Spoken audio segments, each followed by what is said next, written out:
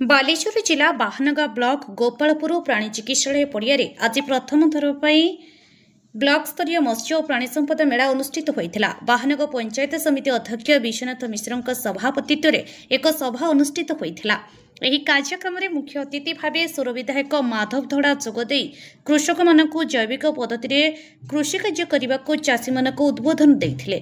मुख्य वक्ता भावे भद्रक सांसदक बाहानगा प्रतिनिधि जयंत कुमार महंती, सम्मानित अतिथि भावे बालेश्वर सांसदक बाहानगा प्रतिनिधि बैरागी चरण बेहेरा, नीलगिरी विधायक बाहानगा प्रतिनिधि अजय कुमार पंडा, जिला प्राणी चिकित्सक डाक्टर रविनारायण पट्टनायक, बाहानगा गोष्ठी प्राणी चिकित्सक डाक्टर पूर्णचंद्र गिरी, अतिरिक्त जिला मत्स्य अधिकारी सुब्रत पट्टनायक, बाहानगा सहकारी मत्स्य अधिकारी सुश्री अनिता प्रधान, एएफओ मेराइन अधिकारी शुभम रण बड़िया, ओयूएटी सहकारी अध्यापक डाक्तर हिमांशु बेहेरा जोगदे बहुमूल्य वक्तव्य रखिथिले। गाई गोरु को कतलखाना को पठाई जो भूल करिसेंती ताहा हमको विपद आड़कू टाणी नेउची। खत बदली आमे विष प्रयोग करिबारे व्यस्त रहउछु। अवसरप्राप्त शिक्षक रमणीकांत मिश्र मंच परिचालना करिथिबा बेले सरपंच समिति सभ्य जिला परिषद सभ्य जोगदे कर्मशाला अंशग्रहण करथिले। शताधिक चाषी निजर नाम पंजीकरण करी कर्मशाला अंशग्रहण करथिले। 16टी स्टल रे कृषि भित्तिक बहु तथ्य प्रदर्शित होइथिला। कार्यक्रम अंतिम पर्यायर अवसरप्राप्त अधिकारी सफल कृषक एवं स्वयंसहायक गोष्ठी को पुष्पगुच्छ उत्तरीय सहित सर्टिफिकेट एवं ट्रॉफी प्रदान करी संबोधित करा जायथिला। ब्लॉक सह मत्स्य अधिकारिणी सुश्री अनिता प्रधान धन्यवाद अर्पण करबा परे सभापति द्वारा सभा कार्य समापन करा जायथिला। परे सांस्कृतिक कार्यक्रम परिवेषण होइथिला। तरफ जो गोपालपुर ठारे ब्लॉक स्तरीय मत्स्य और पानी संपद मेला अनुष्ठित होती। आज मत्स्य एवं पानी संपद विभाग सब ऑफिसर माने थिले एठी एवं विभिन्न योजना जहाँ सरकार कार्यकारी करा लोक केमती बुझा हम तार से सब विनियोग उठे पारे आज ये कार्यक्रम करा विशेष करके ये अंचल आमर गोपालपुर अंचल सारा राज्य में परिचित अच्छी। विशेष करके धान आपणकर लंका जो हलदी लंका एटी उत्पादन हुए और चिंगड़ी चाष विशेष कर अंचल रप्तानी हुए। तेणु ये विशेष करके बहुत चाषी युवक भाई भौणी मैंने उपस्थित थे और समस्ते सरकार जहाँ जहाँ कार्यक्रम अच्छी सरकार जो कार्यक्रम माध्यम रे आगामी दिन में सफल चाषी हे सरकार जो सब्सिडी कार्यक्रम अच्छी सब्सिडी माध्यम रे अधिक रप्तानी केमती हम से बाबद आज ये कार्यक्रम करागला।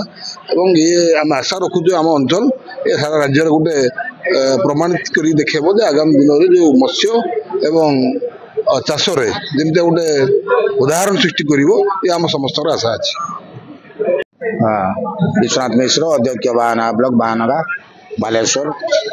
आज बाहानगा ब्लॉक स्तरीय 24टी पंचायत को नहीं मत्स्य और प्राणी संपद मेलार आयोजन करा जायतला। गोपालपुर पशु आमर जो प्राणी चिकित्सालय अच्छी तारी प्रांगण रे सेठी विभिन्न प्रकार स्टॉल 12टी स्टॉल करा जायतला महिला एवं भाई मान द्वारा एवं सबुतरे जहाँ बर्तमान सरकार आमर मान्यवर प्रधानमंत्री मोदी नरेंद्र मोदी एवं मुख्यमंत्री मोहन चरण माझी द्वारा विभिन्न प्रकार योजना है। से योजनार सफलता पाइबा हेले साधारण लोक मान भीतर सचेतनता सृष्टि करने व्यवस्था एवं एवं जहाँ जना पड़ू आस्ते आस्ते मझे जो सुप्त अवस्था चाषी मैंने रही एबे से माने जागृत होती। आपात किसी चाषी माने छेली हो गोरु हो आपणकर बतक हो कुकुड़ा हो से पालन कर माछ चाष प्राय बाहाना ब्लॉक रे आपात 30% माने तार जो खाद्य जोगे पारुची आउ अधिक सुफल पाइबापी आमर ये मेलार आयोजन आवश्यक था। कहीं आगु डिस्ट्रिक्ट स्तरीय मेला होता एवं जो मुख्यमंत्री द्वारा प्रचलित ये जो ब्लॉक स्तरीय मेला या द्वारा लोक मान मध्य गोटे सचेतनता जागृत हो से समस्ते आस्ते आस्ते जागृत हुई निजर लक्ष्य तले पहुंचा पर्यंत निश्चित भाव में कार्यरत रही ये कामना कर सीडीओ रूपे कार्यरत।